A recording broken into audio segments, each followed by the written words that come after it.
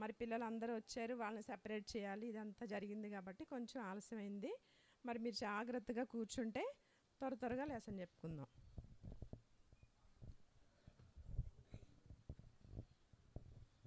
ఇంకా చూస్తున్నారు 1 2 3 అనగానే కళ్ళు మూసేసుకోవాలి. ఇంకా ప్రేమ కలిగిన పరలోకమందున మా తండ్రి, కృపా కనికరం కలిగిన మా ప్రభువా, మీ యొక్క కృపను బట్టి, మీ ప్రేమను బట్టి మరలా మరి ఒక సంవత్సరమును మాపై పొడిగించి 2025 సంవత్సరము ఈ యొక్క ఏప్రిల్ నెల 28వ తారీఖు నుండి మే 22వ తారీఖు వరకు దేవా విరామ బైబిల్ పాఠశాలను కలిగి ఉండుటకు అనుగ్రహించిన ధన్యతకే వందనాలు. దేవా, మీరు ప్రేమించి తీసుకుని వచ్చిన బిడ్డలందరిని బట్టి స్తుతించుకుంటున్నాం తండ్రి.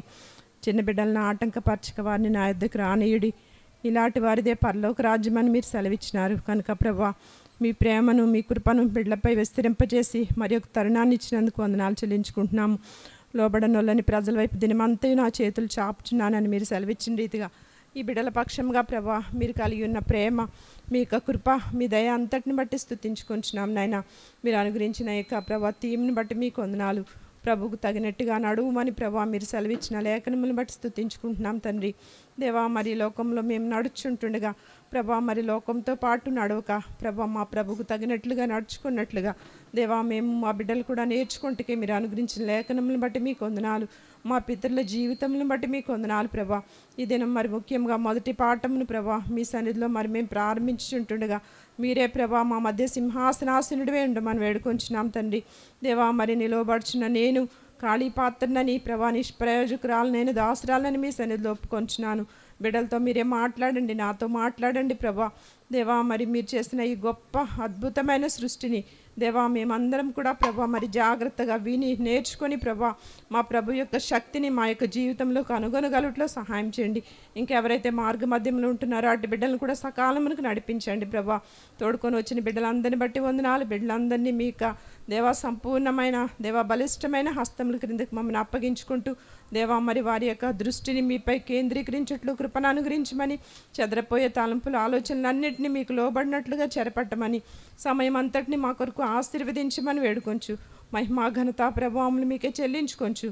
యేసుక్రీస్తు ప్రభు సజీవమైన నామంలో స్తుతించి ప్రార్థించి బ్రతిమాలు వేడుకొంచున్నాం తండ్రి, ఆమెన్.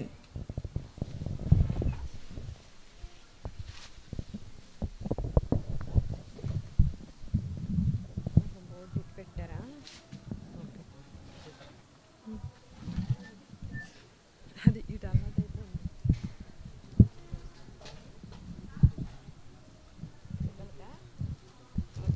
సరే, మన బీబీఎస్ అంశం చెప్పండి అమ్మా గట్టిగా. ప్రభువుకు తగినట్టుగా నడువుము. ప్రభు అంటే ఎవరు? యేసు ప్రభు కదా. యేసు ప్రభువుకు తగినట్టుగా నడువుమని చేతులు కట్టుకోవాలి. నేను చెప్పేటప్పుడు ఎవరైనా మాట్లాడారు అనుకోండి, నాకు చెప్పడం ఇంకా రాదు, ఆగిపోతుంది. సో మిగిలింది మీరు కంటిన్యూ చేయాలి. అలా చేయగలము అంటే కనుక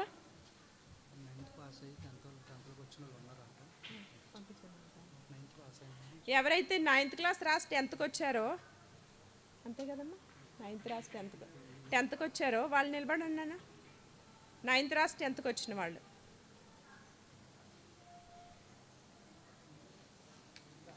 రాసి 10th వచ్చిన వాళ్ళు ఎవరు లేరా? ఇంకా 10th క్లాస్కి ఇప్పుడు వచ్చిన వాళ్ళు ఇంకా అంతా ఆలోచిస్తున్నారేంటమ్మా? త్వరగా ఇంకా ఎవరున్నారు? 10th క్లాస్కి వచ్చిన వాళ్ళు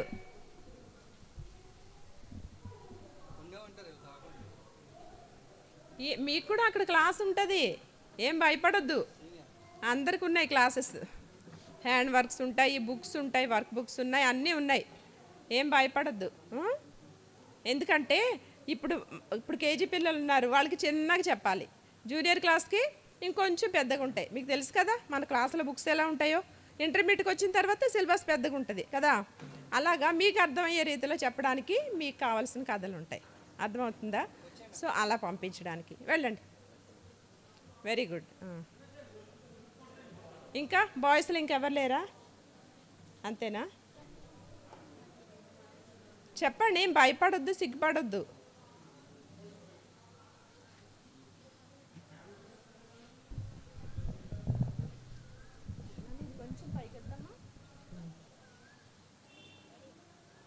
ఇంకంతే కదా, అందరూ 9th క్లాస్ వరకు ఉన్నారు కదా, అంటే 8th రాసి 9th వచ్చిన వాళ్ళు కదా, అంతేనా?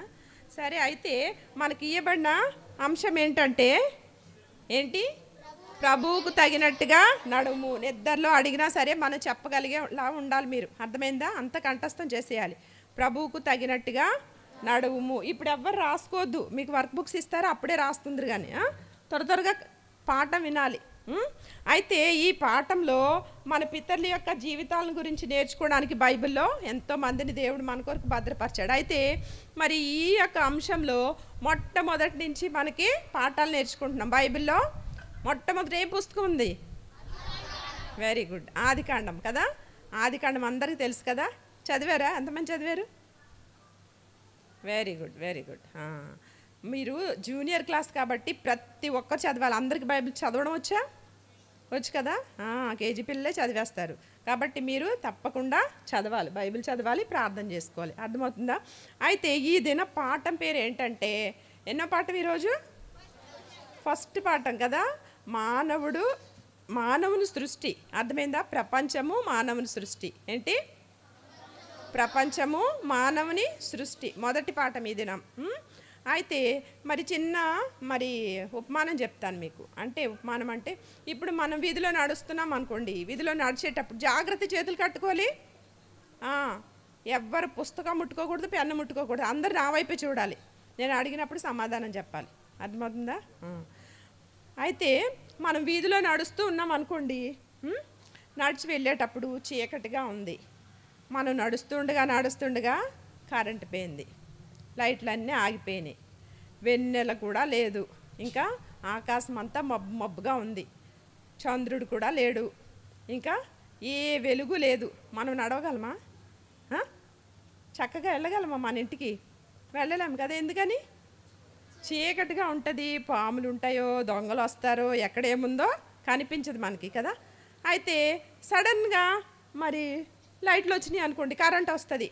లేకపోతే కరెంట్ ఆఫీస్లో ఒక లైట్ ఆన్ చేస్తారు, స్విచ్ ఆన్ చేస్తారు, ఆన్ చేస్తే లైట్లు వచ్చేస్తాయి. అప్పుడు ఎంత సులువుగా నడిచేస్తాము, భయం ఉండదు, ఎవరు తోడలేకపోయినా సరే నడుచుకుంటూ వెళ్ళిపోతాం కదా. అంటే ఒక్క స్విచ్ ఆన్ చేస్తే ఏం వెలుగుతుంది? లైట్ వెలుగుతుంది. అంటే ఒక్క స్విచ్లో ఎంత శక్తి ఉంది?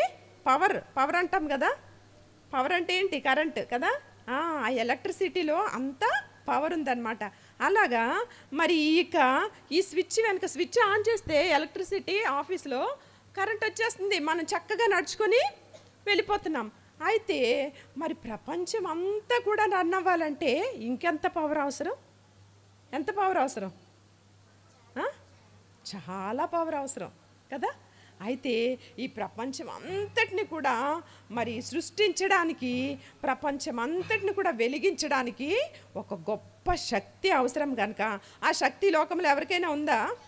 మీ ఇంట్లో లైట్ వేస్తే మీ ఇంట్లోనే వెలుగు వస్తుంది, అంతేనా? ఇక్కడ మందిరంలో లైట్ స్విచ్ వేస్తే మందిరంలో వెలుగు వస్తుంది, ఇక్కడ వేస్తే మీ ఇంట్లో వెలుగు వస్తుందా? రాదు కదా.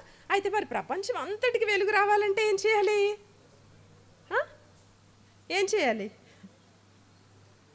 ప్రపంచం అంతటిని వెలిగించాలంటే చాలా శక్తి అవసరము. మన ఇంట్లో ఒక స్విచ్ వేస్తే లైట్లు అన్నీ ఆన్ అయ్యి మరి కరెంట్ రావాలంటే ఎంత పవర్ అవసరమో, ప్రపంచం అంతా వెలిగించడానికి కూడా ఎంతో గొప్ప శక్తి అవసరం. ఆ శక్తి ఎవ్వరికీ లోకంలో లేదు, ఒక్క దేవునికి మాత్రమే ఉంది. ఎవరికి? దేవునికి మాత్రమే ఉంది ఆ శక్తి. ఆయన ఆ శక్తి అంతటిని ఉపయోగించి ఏం చేశారు తెలుసా? ప్రపంచం అంతా సృష్టించారు. ఇంకేం చేశారు? చెట్లు సృష్టించారు, ఇంకా పర్వతములు, జంతువులు, పక్షులు అన్నిటిని కూడా ఎలా సృష్టించారు? నోటి మాటతో సృష్టించారు వాటన్నిటిని కూడా. అర్థమవుతుందా? యేసయ్య దేంతో సృష్టించారు? వీటంతటిని, సృష్టి అంతటిని నోటి మాటతో సృష్టించారు. ఈ యొక్క సృష్టి అంతటి అంటే ఆయన ఎంత గొప్ప శక్తిమంతుడు అర్థం చేసుకోండి మీరు. అర్థమవుతుందా? మనిషికే కరెంటు కనిపెట్టడానికి, లైట్ వేయడానికి ఇంత జ్ఞానం ఉంటే మరి ప్రపంచం అంతటిని కూడా సృష్టించి వెలుగుతో నింపిన దేవుడు మరి అమ్మో అనంత జ్ఞాని, ఆయన జ్ఞానమునకు మితి లేదు, ఆయన శక్తికి కొరత లేదనమాట. అంత గొప్ప శక్తిమంతుడైన దేవుణ్ణి మనము కలిగి ఉంటున్నాం. అర్థమైందా? అయితే ఈ సృష్టి ఎలా కలిగింది, ఈ ప్రపంచాలన్నీ ఎలా కలిగినాయి అని చాలామంది శాస్త్రవేత్తలు చాలా పరిశోధనలు చేశారు. వినాలి, ఇటు వినాలి, మళ్ళీ చేతులు తీస్తారు, చేతులు కట్టుకోమంటే జాగ్రత్త వినాలి. ప్రపంచం ఎలా కలిగింది, అసలు భూమిని ఆకాశాన్ని దేవుడు ఎలా కలుగు చేస్తాడని శాస్త్రజ్ఞులు ఎన్నో పరిశోధనలు చేసి కనుక్కున్నారు, కానీ వాళ్ళకి అస్సలు అర్థం కాలేదు. అమ్మో ఇంత గొప్ప సృష్టి, ఇందులో ఇంత శక్తి ఉంది, ఎవరు నిర్వహిస్తున్నారు, ఎవరు చేశారని చాలామంది కనుక్కున్నారు, కానీ వాళ్ళ వలన కాలేదు. అయితే మరి సృష్టిని ఇప్పుడు సృష్టి అంతటినీ నోటి మాటతో చేశాడు దేవుడు కదా. మరి ఆకాశము భూమిని కూడా నోటి మాటతో చేశాడు. మరి దేంతో అన్న నిర్మించారని చెప్పేసి కనుక్కున్నారు ఎవరైనా? అంటే ఏదైనా వస్తువుతో చేశాడా దేవుడు? వస్తువుతో చేయలేదు కదా. చూడండి, ఇదేంటి చూడండి, ఇదేంటి? మూన్ కాదు, సన్ను కూడా కాదు, అదేంటి? శూన్యము. ఏంటి శూన్యం అంటే? మొత్తం ఖాళీ ప్రదేశం అన్నమాట. ఖాళీ ప్రదేశం, ఏమీ లేదు, అందులో ఏమీ లేదు కదా. అదేంటి? అంతా ఎంటీ అన్నమాట, శూన్యంలో. మరి ఆదికాండం 1వ అధ్యాయం 1వ వచనంలో చూసినట్లయితే, నేను బైబిల్ తీసి చదివిద్దాం అనుకున్నాను, కానీ మన సమయం చాలా తక్కువగా ఉంది, అందుకని జాగ్రత్తగా వినండి. 1వ అధ్యాయం 1వ వచనంలో ఏముందంటే, ఆది యందు దేవుడు భూమి ఆకాశములను సృజించెను. ఆది యందు అంటే ఎవ్వరూ లేని సమయంలో, ఆది యందు దేవుడు భూమి ఆకాశమును సృజించెను అని చెప్పేసి ఉంది కదా. ఈ మాట మరి ఎంత అప్పటికి ఏది పుట్టలేదు, ఏ సృష్టి కూడా ఎక్కడ, మీరు తీయొద్దు బైబిల్, ఏది కూడా కలుగలేదనమాట. అంతకుముందు దేవుడు ఆది యందు అని చెప్పి దేవుడు ఏం చెప్పారంటే, వెలుగు కమ్మని పలుకగా వెలుగు కలిగెను.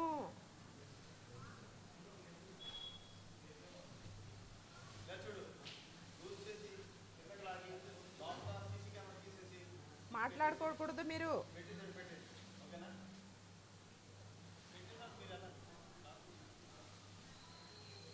చూడండి,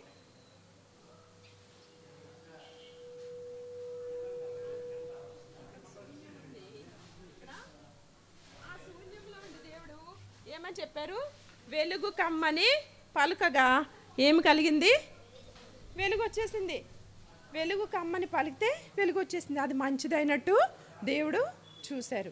ఆ తర్వాత ఇంకోటి ఏం చేశారంటే, ఆ యొక్క వెలుగును చీకటిని వేరుపరిచారు. రెండవ దినాన్ని, మొదటి దినాన్ని వెలుగు కమ్మని పలుకగా వెలుగు కలిగింది. రెండవ దినాన్ని ఏం చేశారు? వెలుగును చీకటిని వేరుపరిచారు. అప్పుడు చీకటికి రాత్రిని, వెలుగుకి పగలని పేరు పెట్టారు. చూసారా, ఇది ఎవ్వరు చేయలేని కార్యం అన్నమాట. ఇంకా హెబ్రీలకు రాసిన పత్రిక మీరు తీయొద్దు, 11వ అధ్యాయం 3వ వచనంలో ఏముంటుందంటే, ఈ సృష్టి కనబడి పదార్థముల చేత సృష్టించబడలేదు. కనబడి పదార్థాలు అంటే, ఇప్పుడు మనం ఇల్లు కడతాం, ఇల్లు కడితే ఇంటికి ఏం అవసరం? ఇసుక, సిమెంటు, ఇంకా ఇటుకలు, ఇంకా ఐరన్ కావాలి, ఎన్నో వస్తువులు కావాలి కదా. మరి ప్రపంచాన్ని అలా చేశాడా దేవుడు? అదేది ఉపయోగించలేదు కదా. నోటి మాటతో చేశారు. అంటే ఆయన మాటలో ఏముంది? శక్తి ఉంది. ఆయన మాటలో చాలా గొప్ప శక్తి ఉంది. ఆ శక్తి మరి ఎవ్వరు కలిగి లేదనమాట, దేవుడు ఒక్కడే కలిగి ఉన్నాడు. అంత గొప్ప, బైబిల్స్ తీయొద్దని చెప్పాను కదా, అంత గొప్ప శక్తిని కలిగి ఉన్నాడు మన దేవుడు. ఆ తర్వాత ఏం చేశారంటే, 3వ దినాన చూడండి, చెట్లు,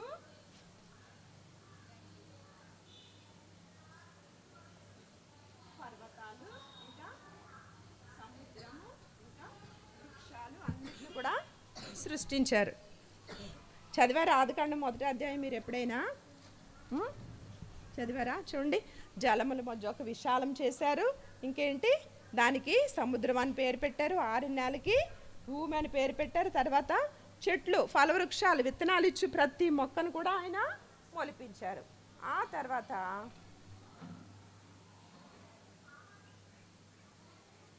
తర్వాత ఏం చేశారంటే చూడండి, ఎవరు వీళ్ళు?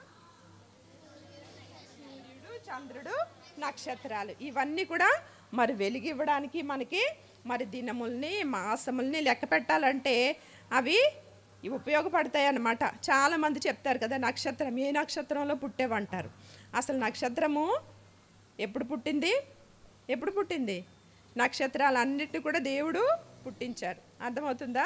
మరి యోబు గ్రంథంలో కూడా యోబు రాస్తాడు, ఆయన మరి శూన్యంలో భూమిని ఆయన వేలాడదీశాడంట.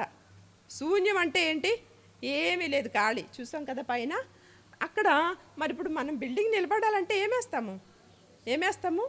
పిల్లర్స్ వేస్తాము, స్లాబ్ వేస్తాము. అలా అయితేనే ఇక్కడ మనం నిలబడగలం కదా. పైన ఒక ఆధారం ఉందా లేదా మనకి కదా. ఆ పైకి మనం పైకి ఎలా ఎక్కొచ్చాము? ఇక్కడ స్లాబ్ ఉంది కాబట్టి ఎక్కొచ్చాము. అయితే దేవుడు ఏం చేశాడంటే అంతా కూడా శూన్యంలో వేలాడదీశాడు. చూసారు, ఆయన అంత శక్తి కలిగిన దేవుడు. భూమిని ఆయన మరి భూమి నిరాకారంగా శూన్యంగా ఉన్న స్థలంలో చీకటి అగాధ జలం కమ్ముతున్న సమయంలో ఆయన ఏం చేశాడు? మరి భూమిని, ఆకాశమును, పర్వతములను, ఇంకా చెట్లను, సూర్యుడిని, చంద్రుని, నక్షత్రాలని అన్నిటిని కూడా కలుగు చేశాడు.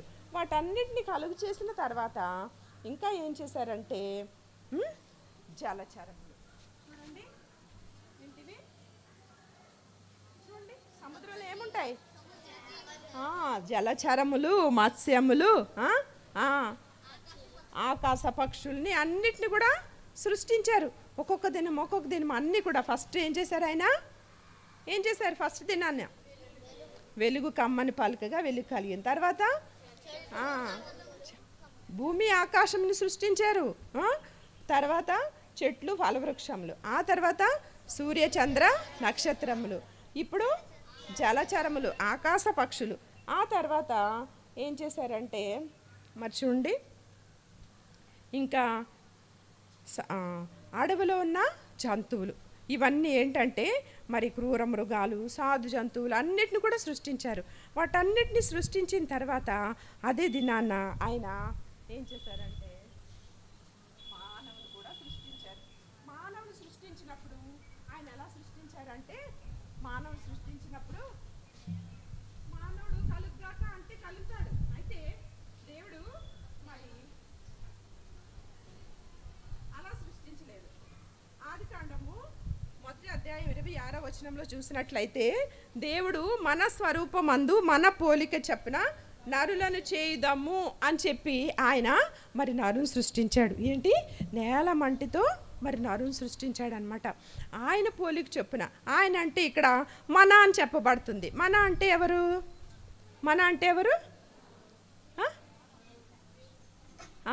Very good. మన అంటే దేవుడు. అంటే ఇక్కడ త్రిత్వమైన దేవుడు. ఆయన ఒక్కరే కాదు. ఎవరు? తండ్రి, కుమారుడైన దేవుడు, పరిశుద్ధాత్మ దేవుడు. ఆయన మరి మన స్వరూపమును మన పోలిక చొప్పున మనిషిని చేయదమని చెప్పేసి ఆదామును కూడా ఆయన సృష్టించి ఆయనకు ఆదాము అని పేరు పెట్టారనమాట. అయితే ఇదంతా సృష్టించిన తర్వాత మరి వీటన్నిటిని కూడా ఆయనకి సహవాసంగా ఇచ్చారు. ఆదాము మరి వాటన్నిటిని చూస్తూ ఆనందిస్తూ ఉన్నాడు, కానీ ఆదాముకి మాత్రం సాటి అయిన సహాయము ఎవ్వరూ లేరు.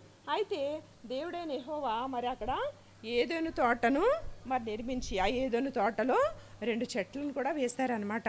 ఆ చెట్లు ఏంటి? ఏం టైం చూసుకుంటున్నావు అప్పుడే? మంచి చెట్లు తెలివినిచ్చే వృక్షమే ఉందా? ఇంకా యాపిల్ ట్రీ ఉందా? ఏదమ్మా? అన్నీ కలిపి 9 వృక్షాల? అది కాదు, ఇంకోటి. వెరీ గుడ్, చెప్పండి. జీవవృక్షము కదా.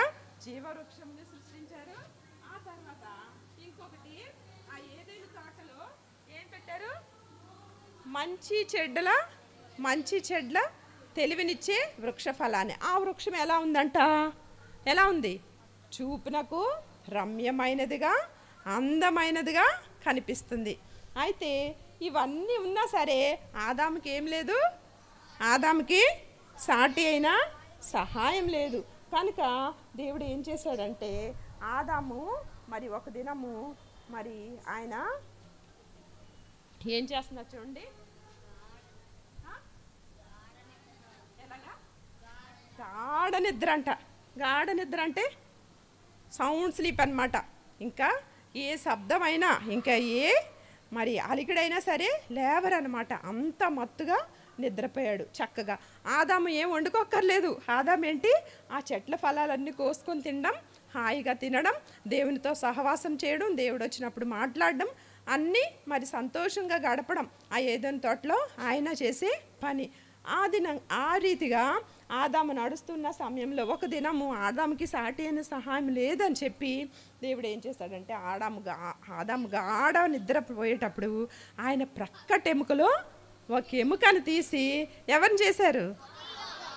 ఒక స్త్రీని చేశారు కదా. Very good. ఒక స్త్రీని చేశారు. ఎక్కడి నుంచి తీశారు? అంటే ప్రక్క ఎముకని ఎవరు తీస్తారు? దేవుడు తీశాడు. ఇక్కడ అసలు ఎవరు తీస్తారు ఇప్పుడు ఈ రోజుల్లో? ప్రక్క ఎముక తీయాలంటే ఎవరు తీస్తారు? డాక్టర్సే తీస్తారు. ఏం చేసి తీస్తారు? ఆపరేషన్ చేయాలి కదా. ఆపరేషన్ చేయాలంటే ఏం చేయాలి? మత్తు ఇంజెక్షన్ ఇవ్వాలి కదా. అయితే మొట్టమొదట ఆపరేషన్ ఎవరు చేశారు? దేవుడు చేశాడు. మొట్టమొదట ఇంజెక్షన్ ఎవరిచ్చారు? మత్తు ఇంజెక్షన్ కనిపెట్టింది యేసయ్యే. అర్థమైందా? ఇప్పుడు అనస్థీషియన్ డాక్టర్లు వచ్చారు, వాళ్ళు చదువుకుని డాక్టర్లు అయ్యారు కదా. అయితే మన యేసయ్య పరమ డాక్టర్. ఆయన మరి జ్ఞానమునకు మితి లేదు. ఆయనే సమస్తమునకు ఆధారభూతుడు. ఉన్నది ఏది కూడా ఆయన లేకుండా కలగలేదు. సమస్త సృష్టికి ఆయన కారకుడు అనమాట. ఆయన ఆది సంభూతుడు. అర్థమవుతుందా? జ్ఞాపకం పెట్టుకోండి. సృష్టి అంతటిని సృష్టించిన సృష్టికర్త మన దేవుడు. అయితే మరి లోకంలో దేవుడు ఏం చేశాడంటే మరి వెలుగుంచి ఇదిగో అప్పుడు ఆమె అవ్వని ఆయన ఎముకలోంచి సృష్టించి తీసుకొచ్చి ఆదాము ముందు నిలవబెడితే ఆదాము ఈమెను తీసుకొని వచ్చి ఈమెను నీకు సహకారిగా చేశానని చెప్పేసి ఈమెకి పేరు పెట్టమంటే ఆదాము ఏం పేరు పెట్టారు తెలుసా? ఈమె జీవం గల, ఈమె చూసారా కనిపిస్తుంది అవ్వ? జీవం గల ప్రతిదానికి తల్లి ఈమె. ఇంకా నరునిలోండి తీయబడింది కనుక నారి అనబడును అని చెప్పి ఈమెకు హవ్వ అని పేరు పెట్టారు. అయితే మరి ఆదాము మరి దేవుడు చేసిన సృష్టి అంతా కూడా ఒక్క మాట చెప్తా ఉంటారు. ప్రతి సృష్టిని చేసిన తర్వాత దేవుడు ఏం చెప్తా ఉన్నారు? ఇది చాలా మంచిదిగా ఉండేను. అర్థమవుతుందా? నేను అన్ని తీసి చదివించట్లేదు, ఎందుకంటే మనకు తక్కువ టైం ఉంది. అది చాలా మంచిదిగా ఉండెను, దేవుడు మంచిదిగా ఉండెను, మంచిదిగా చూసాను అంటది. కానీ రెండవ దినాన దేవుడు మరి సముద్రాన్ని భూమిని ఆకాశ జలములను వేరుపరిచినప్పుడు మాత్రం దేవుడు మంచిది అని చెప్పలేదు. ఎందుకు తెలుసా? ఎందుకంటే అక్కడ శిలువ కార్యం జరిగింది. యేసు ప్రభు మరి ఆయన మన కొరకు చేసిన నిబంధన మరి రక్షణ కార్యం సూచిస్తుంది కనుక అక్కడ దేవుడు మంచిదని చెప్పలేదు. కానీ మిగతా వాటి అన్నిటిని కూడా దేవుడు ఏం చేశాడంటే మనకి అది మంచిది, ఇది మంచిదిగా ఉండెను అని చెప్పేసి మనకి చెప్పబడతా ఉంది. ఆ రీతిగా ఆదాము మరి హవ్వను తన దగ్గర తీసుకొని వచ్చినప్పుడు ఏం చేశాడంటే నరునిలోండి తీయబడినది కనుక ఈమెకు నారి అని పేరు పెట్టి మరి ఆమెను మరి జీవం గల ప్రతి దానికి తల్లి అని చెప్పి ఆమెకు మరి పేరు పెట్టడం జరిగింది. ఆ రీతిగా ఆదాము హవ్వలను దేవుడు సృష్టించారు. అయితే లోకంలో ఉండే మరి ప్రతి ఒక్కరిలో రెండు రకాల మనుషులు ఉంటారు. ఎవరంటే వాళ్ళు మాట్లాడకూడదు, స్త్రీ పురుషులు కాదు. ఇప్పుడు మనం నేర్చుకునే పాఠంలో ఏంటంటే వెలుగు చీకటి. అర్థమవుతుందా? వెలుగుని చీకటిని వేరుపరిచారు దేవుడు. వెలుగు సంబంధులైన వాళ్ళు ఉన్నారు, చీకటి సంబంధులైన వాళ్ళు ఉన్నారు కదా. మరి దేవుడు మన హృదయంలో ప్రకాశిస్తే మన హృదయంలో ఉండే చీకటి అంతా ఏమైపోతుంది? వెళ్ళిపోతుంది కదా. సృష్టినే దేవుడు ఒక్క మాటతో చేశాడు. అయితే మన హృదయంలో ఉన్న చీకటి కూడా ఆయన పారదోయగలడు. ఎప్పుడు? మనం ఆయన హృదయంలో అంగీకరించినప్పుడు, చేర్చుకున్నప్పుడు. అప్పుడు మన హృదయం ఎలా అయిపోతుంది? వెలుగుతో నింపబడుతుంది. ఇంకా ఏం చేస్తాం? మనము మరి దేవునికి ఇష్టంగా నడుచుకుంటాము, మంచి పాటలు పాడతాము, మన స్నేహితుల్ని ప్రేమిస్తాము, వాళ్ళకి దేవుని గురించి చెప్తాం. ఇటువంటి మంచి అలవాట్లు అన్నీ కూడా మనము కలిగి ఉంటాం కనుక అటువంటి మరి వెలుగుతో మనల్ని నింపాడు దేవుడు. అదే వాక్యము మనము ఈరోజు కంఠస్థ వాక్యంగా కలిగి ఉంటున్నాము. మన కంఠస్థ వాక్యం ఏంటంటే యోహాను సువార్త 8వ అధ్యాయం 12వ వచనం. ఒకరు గట్టిగా చదవండి అమ్మా. యోహాను సువార్త 8వ అధ్యాయం 12వ వచనం.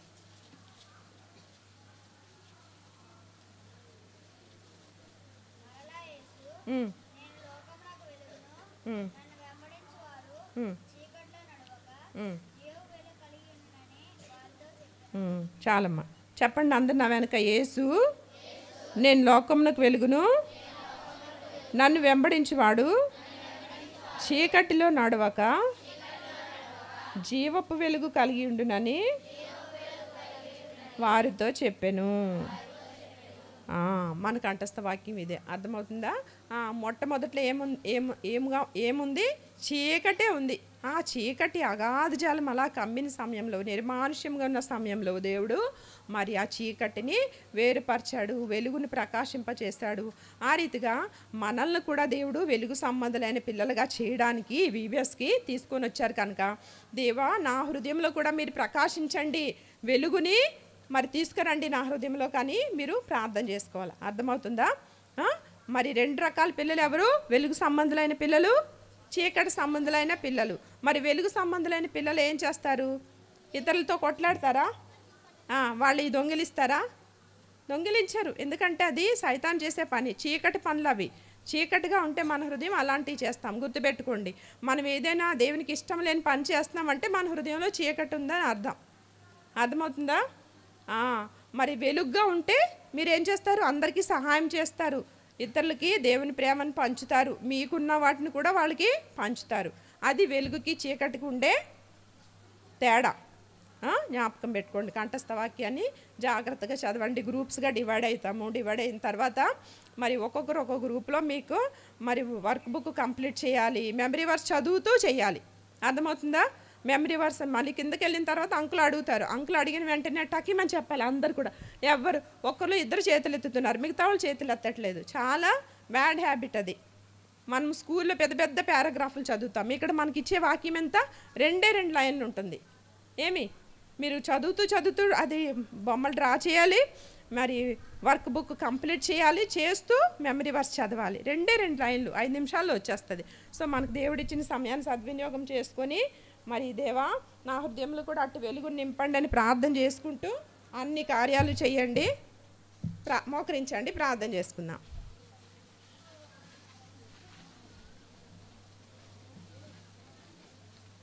సౌండ్ రాకూడదు.